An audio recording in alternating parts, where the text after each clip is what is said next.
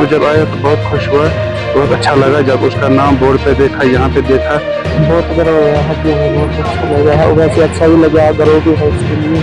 करगिल जंग के हीरोज को श्रद्धांजलि पेश करने के लिए करगिल विजय दिवस की 26वीं बरसी इंतहाई जोश जज्बे और कौमी फख्र के साथ करगिल वार मेमोरियल द्रास में मनाया गया।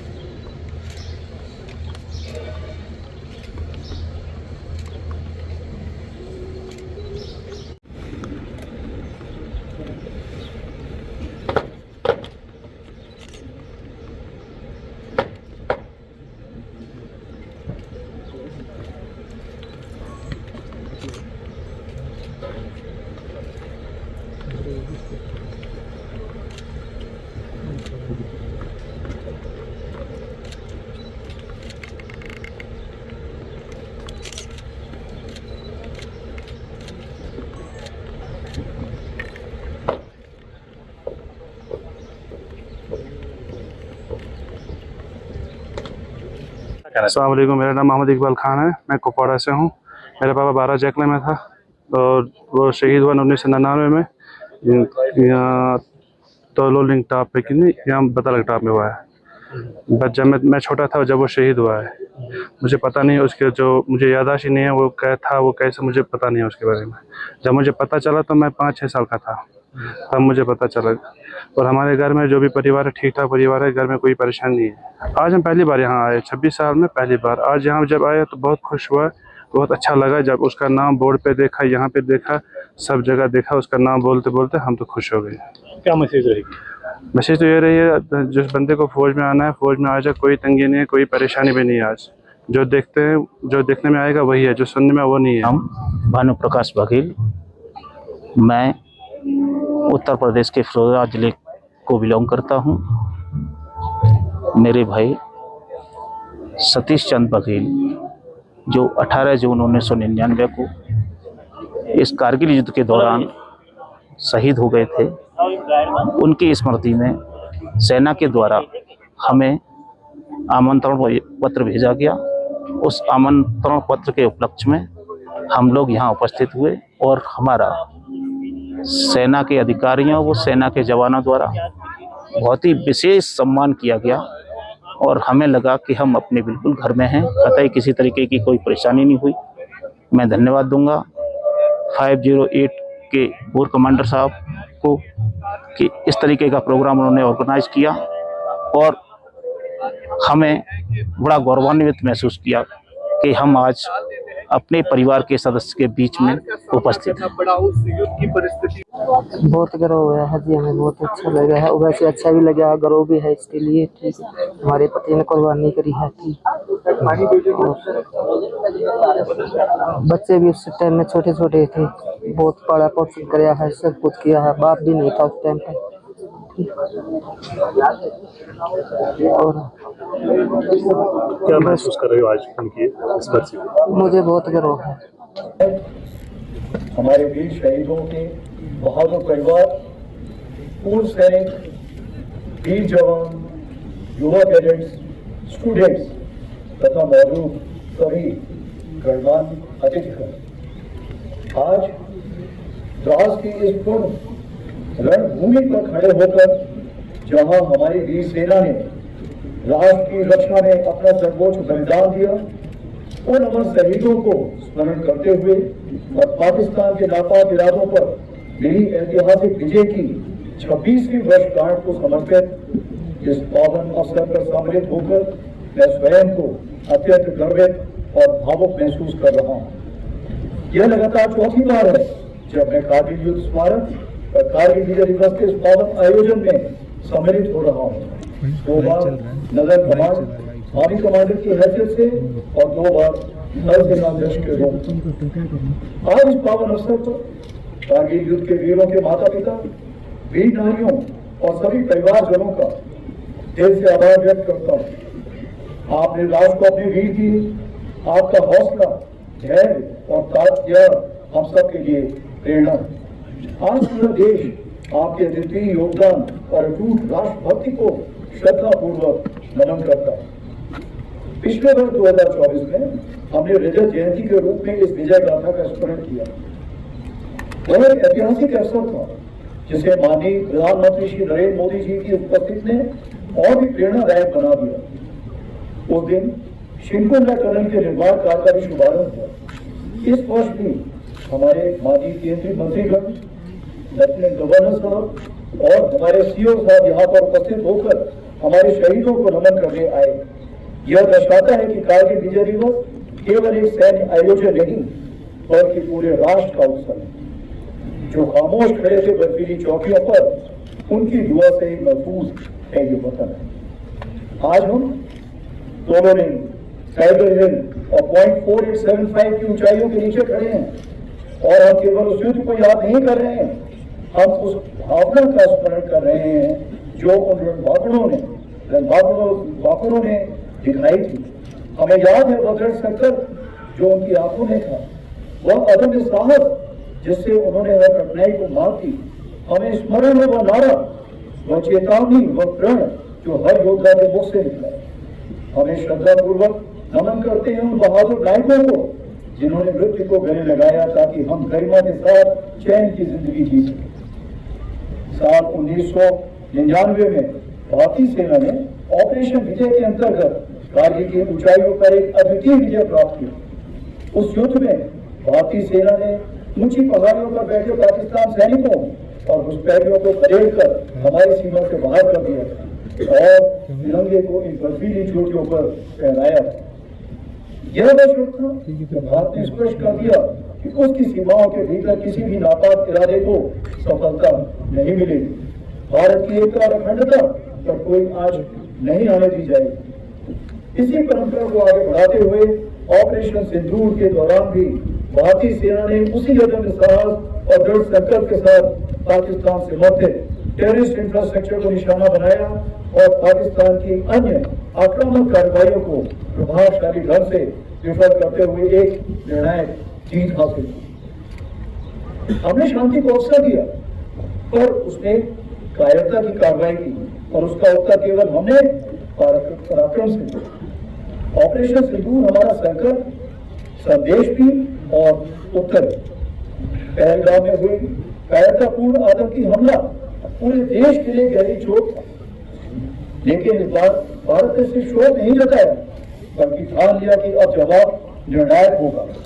देशवासियों का अटूट विश्वास और सरकार द्वारा दी गई रणनीतिक स्वतंत्रता से भारतीय सेना ने एक सुनियोजित, सटीक और निर्णायक जवाब दिया। भारतीय सेना ने 6 और 7 मई की रात को पाकिस्तान और पाकिस्तान ऑक्युपाइड जम्मू एंड कश्मीर में 9 हाई वैल्यू आतंकवादी ठिकानों को निशाना बनाया, बिना किसी मासूम नागरिक को हानि पहुंचाए। यह केवल जवाब नहीं था, यह स्पष्ट संदेश था कि आतंकवाद को सहारा देने वाले अब नहीं बचे। 7 से 9 मई को पाकिस्तान द्वारा की गई सैन्य कार्रवाई पर भारतीय सेना ने नफातुला और सटीक जवाब दिया। हमारी आर्मी एयर डिफेंस एक अजय दीवार बनकर सामने खड़ी है, जिसे कोई ड्रोन या मिसाइल भेद नहीं सकता। यह सब होल ऑफ नेशन अप्रोच कहकर हुआ, जहां थल सेना, वायु सेना, नौसेना और अन्य सरकारी और प्राइवेट डिपार्टमेंट सब एक साथ मिलकर खड़े हुए, जिसमें एनजीओ भी शामिल थे। जो भी शक्तियां भारत की संप्रभुता, अखंडता या जनता को क्षति पहुंचाने की योजना बना रही हैं, उन्हें करारा जवाब दिया जाएगा और आगे भी दिया जाएगा। यही भारत देश का न्यू नॉर्मल। आज की भारतीय सेना न केवल वर्तमान चुनौतियों का सफलतापूर्वक सामना कर रही, बल्कि हम नित्य प्रतिदिन एक परिवर्तनशील, आधुनिक और भविष्य उन्मुख शक्ति के रूप में तेजी से अग्रसर हो रहे हैं। इसके अंतर्गत रुद्रा के रूप में नई ऑल ऑफ ब्रिगेड का गठन किया जा रहा है, जिसका सैंक्शन मैंने कल ही दिया है, जिसमें infantry, mechanised infantry, armoured units, artillery, special forces, unmanned aerial system जैसे फाइटिंग कंपोनेंट्स को एक साथ रखा जाएगा और विशेष रूप से तैयार किया जाएगा, जिसमें शामिल लॉजिस्टिक सपोर्ट और कॉम्बैट सपोर्ट। इसी क्रम में भैरव नाइट कमांडो बटालियन के रूप में एजाइल और घातक स्पेशल फोर्सेस का गठन किया गया है, जो सीमाओं पर शत्रु को चौंकाने के लिए हमेशा तैयार है। हर इन्फेंट्री बटालियन में ड्रोन प्लेटून का गठन किया गया है। वहीं आर्टिलरी में शक्तिमान रेजिमेंट बनाई गई है, जो ड्रोन और काउंटर ड्रोन इक्विपमेंट और लॉयटर म्यूनिशन के साथ लैस होगी। हर रेजिमेंट में एक दिव्यांग बैटरी भी बनाई गई है, जो कंपोजिट बैटरी होगी और इन्हीं सामानों से लैस होगी। इन चीजों के मद्देनजर हमारी मारक क्षमता अब आने वाले दिनों में कई गुना बढ़ जाएगी। उसी प्रकार से आर्मी एयर डिफेंस को स्वदेशी मिसाइल सिस्टम से इक्विप किया जा रहा है। हम पूरी तरह से तैयार हैं कि भारत की 100वीं स्वतंत्रता वर्षगांठ तक यानी विकसित भारत का सपना साकार करें। और इस राष्ट्र निर्माण में हमारी सबसे बड़ी ताकत है हमारा विशाल सेना परिवार, जो लगभग 1.3 करोड़ लोगों का समुदाय है, जिसमें सेवारत सैनिक, उनके परिवार, वेटरन्स और वीर गति को प्राप्त सैनिकों के परिजन शामिल हैं। लद्दाख इसका उदाहरण है, जहां हजारों सैनिक तैनात हैं, अनेक वेटरन्स यहाँ रहते हैं। सेना केवल रक्षा नहीं कर रही, बल्कि सीमावर्ती क्षेत्रों में राष्ट्र निर्माण में भी अग्रणी भूमिका निभा रही है।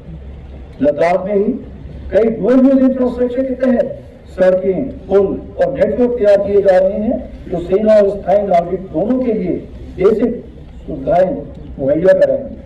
वाइब्रेंट विलेज प्रोग्राम के अंतर्गत चयनित किए गए गांव में भारतीय सेना द्वारा प्रायोरिटी से विकास कार्य चल रहे हैं।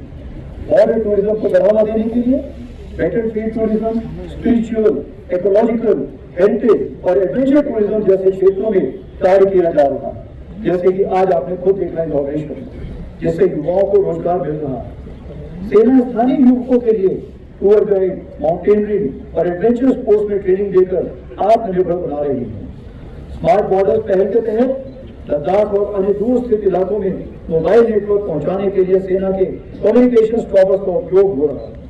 प्राकृतिक आपदा के समय राहत और बचाव कार्यों में सेना अहम भूमिका निभा रही है। हमारे वेटरन्स जो हमारे आदर्श हैं, आपका योगदान हमारी नींव है।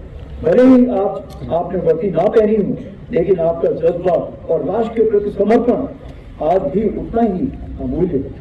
आप न केवल हमारी सेना की गौरवशाली विरासत के वाहक हैं, बल्कि राष्ट्र निर्माण के लिए एक महत्वपूर्ण स्तंभ भी है।